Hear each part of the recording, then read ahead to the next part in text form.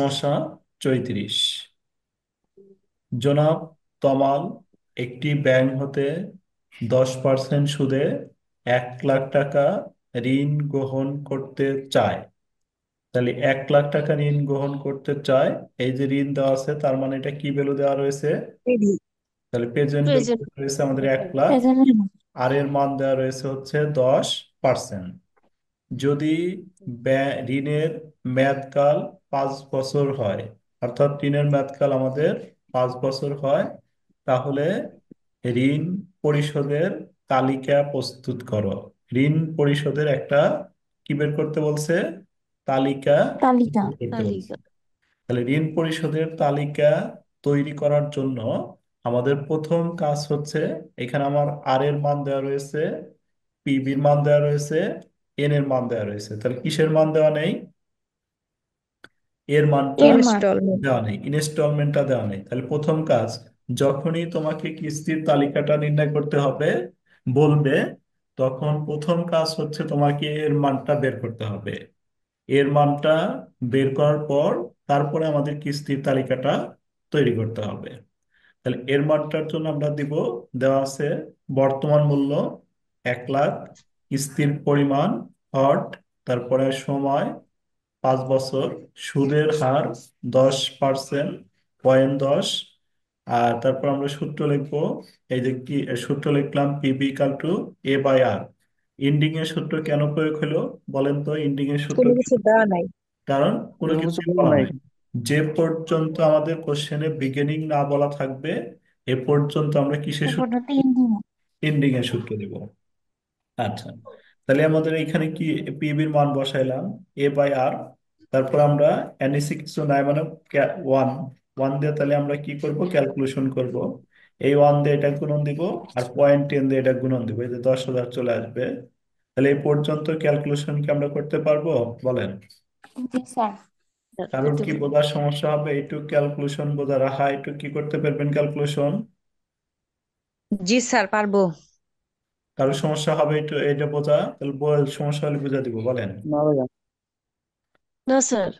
পারবো না পারবো স্যার। স্যার। তারপরে আমাদের যে কাজটা, এই যে ঋণ পরিশোধের তালিকা, ঋণ পরিশোধের তালিকা প্রস্তুত করতে হবে। আমাদের কয়টা বছর রয়েছে ঋণ পাঁচটা। পরিশোধের? ঋণ পরিশোধের তালিকা যদি প্রস্তুত করতে বলে, এখানে হচ্ছে আমাদের কলাম হচ্ছে 6টি। কলাম, ঋণ পরিশোধের তালিকার জন্য কলাম কয়টি বলেন? কলাম কয়টি? 6টি। ফিক্সড। 6টি। ঋণ পরিশোধের তালিকা চাইলে আমাদের কলাম হবে হলো 6টি। আর তারপরে আমাদের এখানে কি বলছে, রো হবে কয়টি? রো হচ্ছে এখানে বছর কয়টা দেওয়া আছে? 5টি। 5টি। এর সাথে আমরা দুইটা অ্যাড করব। তাহলে এটা হচ্ছে আমাদের কি হবে, কয়টা সারি হবে হচ্ছে, যে কয়টা বছর দেওয়া থাকবে তার থেকে দুইটা বেশি সারি দিব। তাহলে আমরা কয়টা কলাম দিব বলেন? 6টি। কয়টা কলাম কলাম? 6টি। কলাম রো 6টি। 3। আর হচ্ছে সারি দিব কয়টি? আমাদের কয় বছর দেওয়া রয়েছিল? কয় 5 বছর? বছর। 5 বছর। তাহলে 5 বছর দেওয়া থাকলে আমরা কয়টা সারি টানাবো? 7টা, দুইটা যোগ হবে। 7টা। যে কয় বছর দেওয়া থাকবে তার চেয়ে দুইটা বেশি রো টানাবো। তাহলে 7টা সারি টানাবো। সবার কাছে কি ক্যালকুলেটর আছে? জি স্যার। জি ভাইয়া। তাহলে সবার কাছে যদি ক্যালকুলেটর থাকে, সবাই ক্যালকুলেটরে করবেন ম্যাথটা। আমি আপনাদের হেল্প করতেছি ক্যালকুলেটরে। সবাই যার যার কাছে ক্যালকুলেটর আছে ক্যালকুলেটর নেন একটু। ক্যালকুলেটর নেন সবাই, কারণ এই কিস্তির তালিকাটা আমাদের একটু তৈরি করে দেখালে ভালো বোঝা যাবে। হাতে কলমে একদম কিস্তির তালিকাটা একদম ভালোভাবে আমরা শিখে নিই, না হলে আমাদের প্রবলেম হতে পারে। একটা তালিকা আমরা ভালোভাবে এটা যদিও আমরা করছিলাম, কোথায় করছিলাম বলেন তো? প্রিন্সিপাল অফ ফাইন্যান্সে করছিলাম। এটা আমাদের হচ্ছে কি ছিল? টাইম ভ্যালু অফ মানিতে ছিল। Time value G of sir. Money chapter করছিলাম আমরা, বলেন। জি জি স্যার, স্যার। বুঝছি। জি স্যার। টাইম ভ্যালু অফ মানিতে এটা আমাদের ছিল। টাইম ভ্যালু অফ মানিতে আমরা এটা করছিলাম। তাহলে দেখেন, কিস্তির তালিকার জন্য এই যে আমি একটা ছক ছক দিলাম। তাহলে কিস্তির তালিকার জন্য এইভাবে আমার দেখেন আমরা কয়টা কলাম দিতে চাইছিলাম, কয়টা কলাম, ছয়টা। ছয়টা ছয়টা। ছয়টা। কলাম। ছয়টা। আর রো হচ্ছে 5 বছর ছিল, 1 2 3 4 5 6, এই 7টা রো দিলাম। হ্যাঁ। দিয়ে এখানে আমরা হিন্টসটা দিয়ে নিলাম 1 2 3 4 5 6, না দিলেও কোনো প্রবলেম নেই। তারপরে লিখবো হচ্ছে বছর, বছরের শুরুতে ঋণ, কিস্তির পরিমাণ। এই কিস্তির পরিমাণের মধ্যে আমাদের কি থাকবে, দুইটা জিনিস থাকবে। একটা হচ্ছে কি, সুদ আর আসল। সুদ এবং আসল। তারপরে সুদ পরিশোধ, আসল পরিশোধ, অবশিষ্ট আসল ঋণ। এখন আমরা কত টাকা ঋণ নিছিলাম, বলেন তো কত টাকা ঋণ নিছিলাম? এই যে ঋণ নিছিলাম কত টাকা, বলেন। 1 লক্ষ টাকা। আমরা এক প্রথম লক্ষ টাকা বছরের শুরুতে 1 লাখ টাকা ঋণ বসা দিলাম। আর আমাদের ইনস্টলমেন্ট বের হয়েছে কত টাকা, বলেন। ইনস্টলমেন্ট, এই যে এই টাকাটা ইনস্টলমেন্ট বের হয়েছে না আমাদের, জি স্যার। তাহলে আমাদের 26,000। ইনস্টলমেন্টটা কি হবে, 380। ইনস্টলমেন্টটা আমাদের প্রত্যেক বছরে সেম হবে। তাহলে প্রতি বছরে আমরা ইনস্টলমেন্টটা সেম বসে নিব। কিন্তু আমাদের বছরের শুরুরটা কিন্তু আমরা প্রত্যেক বছরে বসাইতে পারবো না। এই যে ইনস্টলমেন্ট প্রতি বছর বসাইলাম, আর এইটা বসাইলাম। তারপরে কি করব, চার নাম একটা একটা করে পূরণ করবো। দেখেন 4 নাম্বার করে কি বলছে, এখানে বলছে 2 × 10%। অর্থাৎ এই 2 নাম্বার ঘরে যে অ্যামাউন্ট আছে, এই অ্যামাউন্ট করে আমাকে 10% ধরতে হবে। তাহলে ধরেন 1 লাখ গুণন হচ্ছে 10%, 1 লাখ গুণন দশ 10,000 টাকা। তাহলে আমাদের বের হবে 10,000 টাকা। 1 লাখ গুণন 10%, 10,000 টাকা। তারপরে আমাদের দেখেন এইখানে থাকলো আমার কি, সুদ, আসল। এই করে আমাদের কি থাকলো, সুদ এবং আসল। আসল। তাহলে এই সুদ আসল থেকে আমরা যদি সুদটা বাদ দিই, এটা কি বাদ দিলে, সুদটা যদি বাদ দিই তাহলে কি বের হবে বলেন, আসল। আসল। আসল বের আসল। হবে। আসল কত হবে বলেন, আসল ষোলো কত, হাজার তিনশো 90,000। 16,000 কত, তিনশো 380। আশি 16,380। আশি। জি। আচ্ছা, তাহলে আমরা ঋণ নিয়েছিলাম কত টাকা, 1 লক্ষ টাকা। আমরা ঋণ করছিলাম 1 লক্ষ টাকা। 1 বছর শেষে আমার এই 16,380 টাকা ঋণ পরিশোধ হবে। তাহলে অবশিষ্ট ঋণ আর কত থাকবে আমার, তাহলে কি করতে হবে, 1 লাখ থেকে মানুষের ষোলো চলে হাজার তিনশো আশি বিয়োগ করে দেন, কত হয় দেখেন, 83,620। কত, 83,620। 83,620। 620 টাকা। তাহলে এইটা বছরের শেষে হইলো, পরবর্তী বছরের শুরুতেই আবার এটা যাবে 83,620 টাকা। এর উপরে আবার 10% ধরবো আমরা। 10% ধরলে আমাদের হবে 8,362। 18,362। 8,362। সেম নিয়মে আমরা আবার বিয়োগ করব।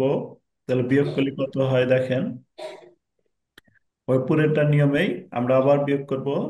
তাহলে বিয়োগ করে কত হয়, বিয়োগ করে কত হইলো বলেন, দ্রুত। 18,018 না? 18,018, ঠিক আছে আপনাদের, অন্যদের?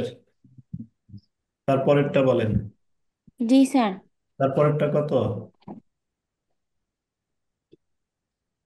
তারপরেরটা 81,982। কত, 81,000, ভুল হইলো। জি স্যার।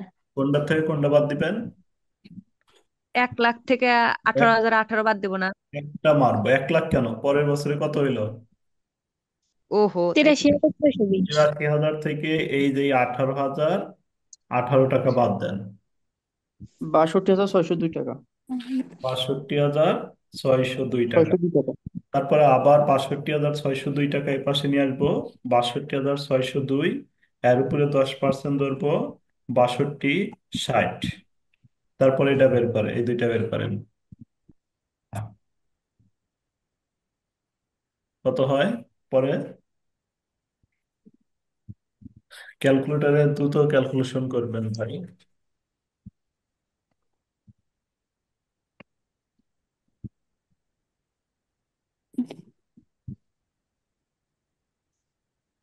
কত হয় তাহলে? 20,120 না? 120। বিশ বি- হাজার 120। 20,120। তারপরে 20,120, তারপরে দেখেন কত।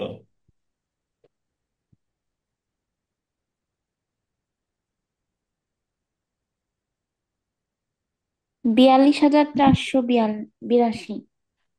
42,482। 482। 82। ঠিক আছে তো? জি স্যার। 42,482। আবার 10% ধরেন, তাহলে 42,48। 42,48। তারপরে কত হয়?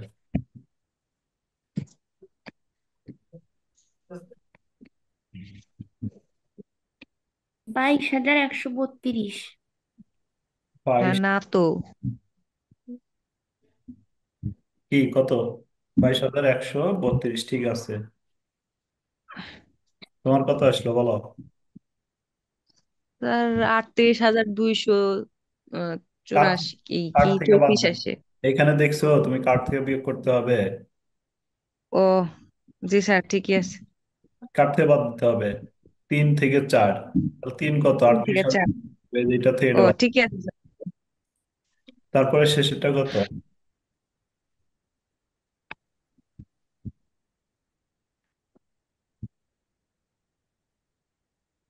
শেষেরটা কত দেখেন।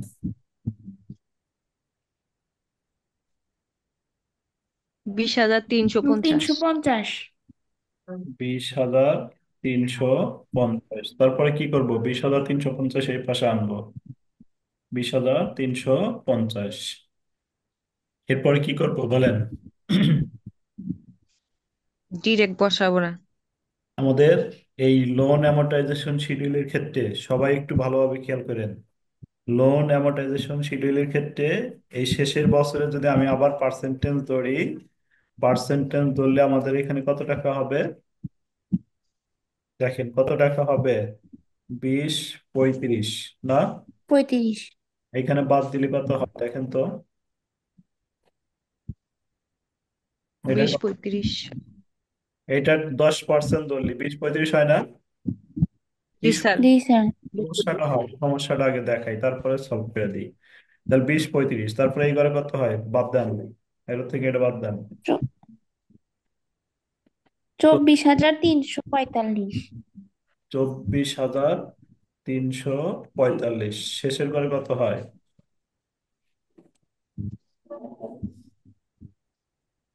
শেষের ঘরে কি মাইনাস মান চলে আসে না? জি স্যার। জি স্যার। তাহলে আমাদের জি স্যার। মান তো 20 হবে তো না। বেশি হয়। তাহলে বেশি হবে, এর জন্য হচ্ছে আমাদের লোন অ্যামortization শিডিউলের ক্ষেত্রে ভালোভাবে শুনে রাখবেন। এই যে এখানে দেখেন দেওয়া আছে, নোটটা দেওয়া আছে, এখানে লিখে জি দিছি, স্যার। লিখে দিছি দেখেন, শেষের বছরে সুদের পার্সেন্ট প্রয়োগ করা যাবে না। শেষের বছরে সুদের পার্সেন্ট প্রয়োগ করা যাবে না। বছরের শুরুর টাকা নিয়ে আসল বা পরিশোধের করে সরাসরি বসাইতে হবে। তাহলে বছরের শুরুতে এই যে টাকাটা ছিল, এই টাকাটা নিয়ে আমরা আসল পরিশোধের করে এই যে এখানে সরাসরি বসা দিব। যে টাকা আছে সরাসরি বসাইলাম, 20,350 টাকা। তারপরে কি করতে হবে? সুদ পরিশোধ। সুদ পরিশোধে কি করতে হবে? যে কিস্তির পরিমাণ, কিস্তির পরিমাণ কোনটাই যেটা না বলেন। জি জি স্যার। স্যার। যত আমাদের 26,380। 26,380। এই কিস্তির পরিমাণ থেকে এই যেটা বাদ দিবেন। কিস্তির পরিমাণ থেকে এই কিস্তির পরিমাণ, এখানে হলো সুদ আসল, এই সুদ আসল থেকে এই আসলটা বাদ দিবেন, দিয়ে যেটা হবে 6,030। এইখানে বসে দিবেন। 6,030। 6,030 টাকা না? জি এটাই স্যার। হচ্ছে জি স্যার। আমাদের লোন অ্যামortization শিডিউল বা ঋণ পরিশোধের তালিকা। এটা কি আমরা সবাই বুঝতে পারছি না, কারোর কোনো সমস্যা আছে? জি স্যার, বুঝতে পারছি। বুঝতে পারছি ভাইয়া।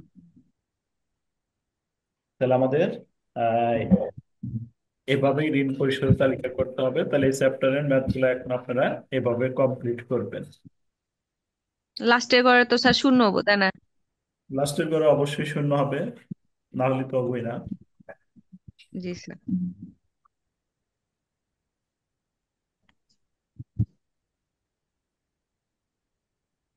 সবাই খালি টাইম ভ্যালু অফ মানি ভালো